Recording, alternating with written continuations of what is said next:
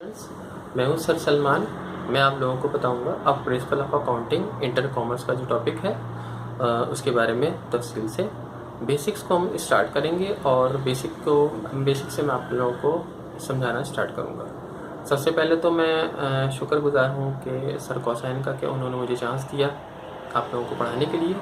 और principle of accounting को समझने के लिए ज़रूरी है कि हम उसकी टर्म्स को अंडरस्टैंड कर लें। कोई भी सब्जेक्ट हम स्टार्ट करते हैं तो उसके लिए ज़रूरी होता है कि हम उसकी टर्म्स को समझें और उसके रूल रेगुलेशन को समझें।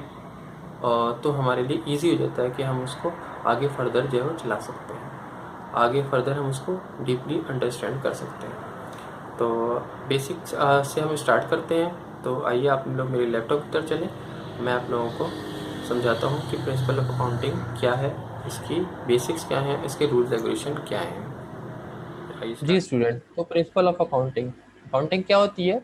अकाउंटिंग कहते हैं हम अपने बिजनेस में जो भी सेल परचेस कर रहे हैं, जो भी ट्रांजैक्शन कर रहे हैं, इसको हम रिकॉर्ड करते हैं और इसके ऊपर क्लासिफाई और समराइज करते हैं। अकाउंटिंग में जो टर्म्स आ जाती हैं वो आ जाती है सबसे पहले ट्रांजैक्शन। ट्रांजैक्शन कहते हैं किसी भी किस्म की डीलिंग दो बंदों के दरमियान। अब वो ट्रांजैक्शन दो तरह की हो सकती है, कैश ट्रांजैक्शन भी हो सकती है, क्रेडिट ट्रांजैक्शन भी। फॉर एग्जांपल एक पर्सन दूसरे पर्सन को चीज़ सेल कर रहा है, एक सेलर है और एक बायर है, दोनों के दरमियान बातचीत हो रही है, डीलिंग हो रही है, तो इसको हम क्या कहेंगे? ट्रांजैक्शन कहेंगे। दूसरी आ जाती है आपके पास गुड्स या मर्चेंडाइज। गुड्स मर्चेंडाइज एक ही बात है। जो प्रोडक्ट हम सेल करने के पर्पज से बाय कर रहे हैं उस प्रोडक्ट को हम मर्चेंडाइज कहते हैं। ठीक है। जैसे कि मेरा अगर कपड़े का बिजनेस है और मैं कोई चीज़ बाय करके लाता हूँ उसको सेल करने के पर्पज से, तो ये मेरी क्या कहलाएगी? इन्वेंट्री या मर्चेंडाइज इन्वेंट्री हम इसको कहेंगे। ठीक है। तो मेरे कपड़े जो है वो क्या है, बुक्स का अगर बिजनेस है तो बुक्स हमारी इन्वेंट्री होगी, क्लॉथ का बिजनेस है तो क्लॉथ हमारी इन्वेंट्री होगी। तो इसी तरह फिर आपका जाता है परचेज। जो हमने मर्चेंडाइज खरीदी है अपने बिजनेस के लिए वो परचेजेस हैं। वैसे तो हम बाई का वर्ड भी यूज़ करते हैं, लेकिन बिजनेस में हम किसका वर्ड यूज़ करते हैं? परचेज का, क्योंकि हम जो भी इन्वेंट्री खरीद रहे हैं वो हम अपने ज़ाती इस्तेमाल के लिए नहीं खरीद रहे बल्कि उसको सेल करने के पर्पज़ से बाय कर रहे हैं। ठीक है। अभी ये मैं अकाउंटिंग में बार बार लोगों को बिजनेस की एग्जाम्पल इस वजह से दे रहा हूँ क्योंकि अकाउंटिंग है ही यही कि आपको बताती है कि आपने जो है वो अपने बिजनेस में हिसाब किताब को किस तरह से रिकॉर्ड करना है। ठीक है। यानी आपने किस तरह से इसको मेंटेन करके रखना है। तो अब इसके बाद फिर आ जाता है आपके पास सेल्स। यानी जैसे मैंने बताया कि इन्वेंट्री को अगर हम परचेज कर रहे हैं तो बाय कर रहे हैं तो उसके लिए हम परचेज का वर्ड यूज़ कर रहे हैं। इसी तरह इन्वेंट्री को जब हम सेल करते हैं तो उसके लिए हम सेल का वर्ड यूज़ कर रहे होते हैं। तो जैसे कोई भी बिजनेस में कोई भी चीज़ हम क्या करते हैं? सेल आउट कर देते हैं, कस्टमर को बेचते हैं, तो वो हमारी क्या है? सेल है। लेकिन अगर हम कोई पुरानी चीज़ किसी को सेल कर देते हैं तो वो हमारे हम वो हमने वो उसको जो है वो सेल में नहीं आएगी। ठीक है।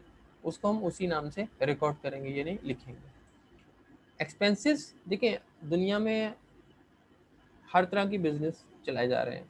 आमतौर पर अभी हम डेली लाइफ में हम कोई काम करते हैं तो हमें लाजमी एक्सपेंस भी पे करने पड़ते हैं। हम फॉर एग्जांपल हम एक जगह से दूसरी जगह जा रहे हैं तो ट्रांसपोर्ट के ज़रिए जा रहे होते हैं तो ट्रांसपोर्ट का किराया देना पड़ता है। तो एक्सपेंसेस ऐसी चीज़ है जिससे हम अवॉइड नहीं कर सकते। तो इसी तरह एक बिजनेसमैन जो है वो एक्सपेंसेस से अवॉइड नहीं करता। जब वो अपने बिजनेस को चला रहा होता है तो उसको अपने जो है वो बिजनेस में एक्सपेंसेस पे करने पड़ते हैं। मुख्तलिफ एक्सपेंसेस आ जाते हैं जैसे कि salaries expense, depreciation expense, rent expense, insurance expense. अब आपने ये सब तो सुने होंगे लेकिन डेप्रिसिएशन एक्सपेंस पहले नहीं सुना होगा। डेप्रिसिएशन एक्सपेंस को भी हम लोग आगे तफसील से पढ़ेंगे। लेकिन डेप्रिसिएशन एक्सपेंस वैसे आपको बता दूं कि इसको कहते हैं फिक्स एसेट्स की कीमत में कमी आ जाना। फिक्स एसेट्स क्या होते हैं ये भी हम लोग अभी आगे जाके पढ़ेंगे।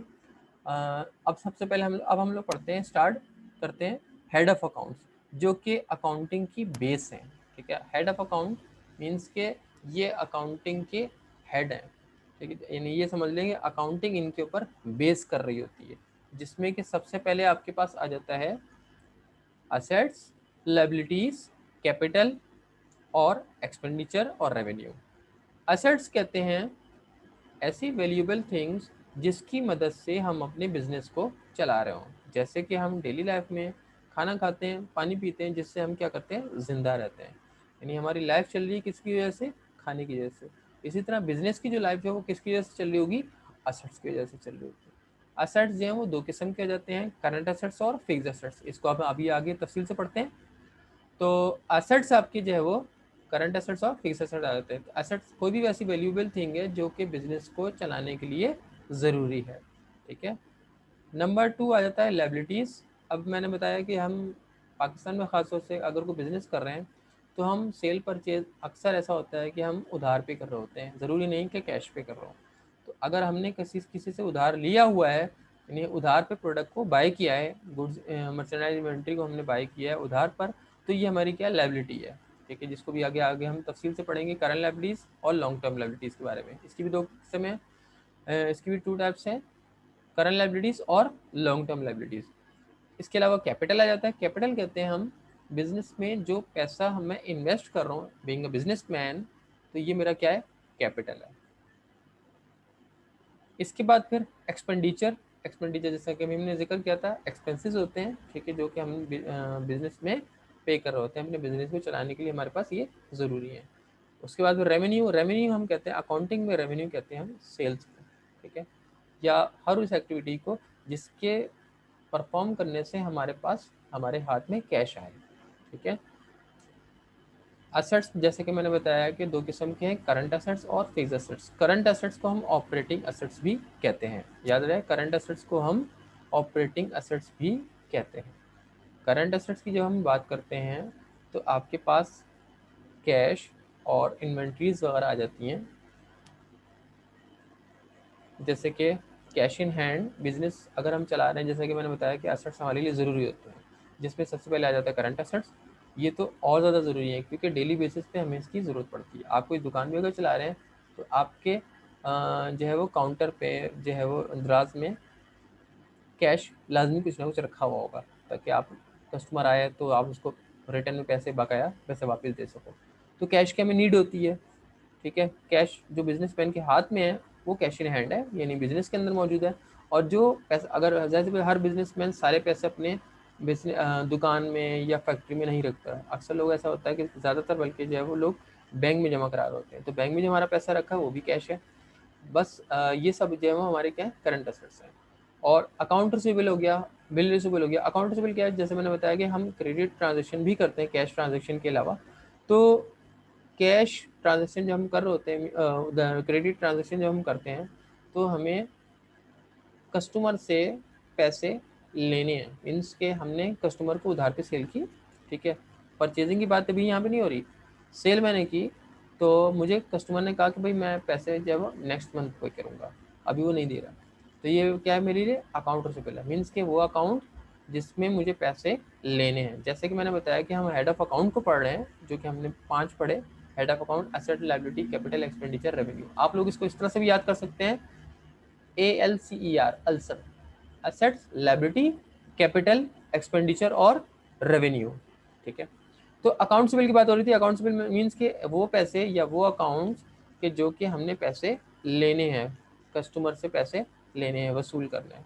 बिल रिसिबल, नोट रिसिबल भी इसी की काइंड है। बस फ़र्क ये है कि अकाउंट रिसिबल के अंदर हम अपने पास सिर्फ ये रिकॉर्ड कर रहे होते हैं कि हमने कस्टमर से पैसे लेने हैं, और ये हमारे लिए असेट्स क्यों बन जाता है, क्योंकि ज़ाहिर सी बात है हमने उससे पैसे लेने हैं, तो ये हमारे लिए एक असेट्स है, हमारे लिए वैल्यू रखता है, हम इसका हिसाब किताब रखेंगे।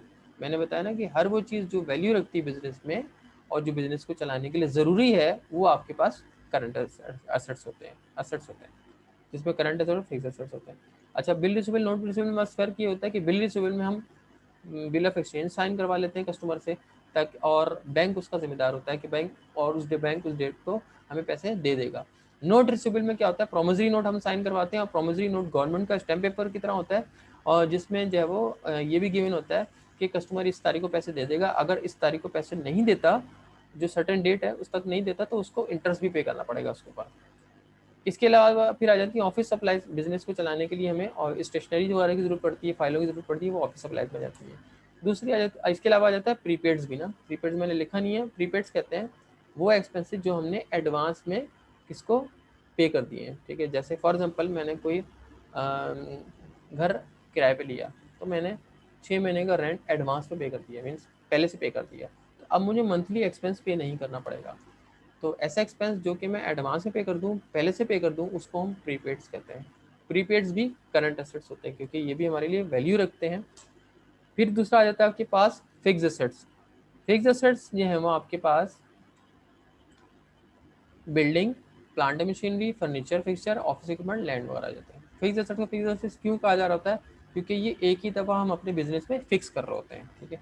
हम इसको अपने बिजनेस में एक ही दफ़ा फिक्स कर रहे होते हैं, और जिसके अंदर बिल्डिंग आ जाती है। बिल्डिंग लॉन्ग टर्म है, हमने एक दफ़ा इन्वेस्ट कर दी तो बार बार हम उसको नहीं इन्वेस्ट नहीं करेंगे। प्लांट एंड मशीनरी हो गई, इसको भी हम 1 साल बाद या 2 साल बाद ही हम चेंज करेंगे। फर्नीचर फिक्सचर के साथ भी ऐसा ही है, सब ये लॉन्ग टर्म होती हैं। फिक्स एसेट्स की ये खासियत होती है कि ये क्या होते हैं, ऐसे ये एसेट्स लॉन्ग टर्म भी होते हैं। ऑफिस इक्विपमेंट हो गई यानी कंप्यूटर वगैरह हो गया, फुट सेट मशीन हो गई। इसके अलावा लैंड, लैंड तो बिल्कुल ही फिक्स एसेट्स है, वो तो हम बहुत ही कम चेंज कर रहे होते हैं, ठीक है। सेल करके फिर हम लोगों ने दूसरी लैंड ली थी। और दूसरा आपको ये बता दूं कि फिक्स एसेट्स क्या होते हैं, इसके अंदर कीमत में कमी आ रही होती है उसके इस्तेमाल की वजह से, जिसको हम डेप्रिसिएशन कहते हैं। फर्दर हम इसको आगे तफसील से पढ़ेंगे। और आज का टॉपिक यहाँ तक काफ़ी है, और उम्मीद है आप लोगों को समझ में आया होगा। मेरी आप लोगों से रिक्वेस्ट है कि हमारे चैनल को लाइक करें और सब्सक्राइब करें। Thank you.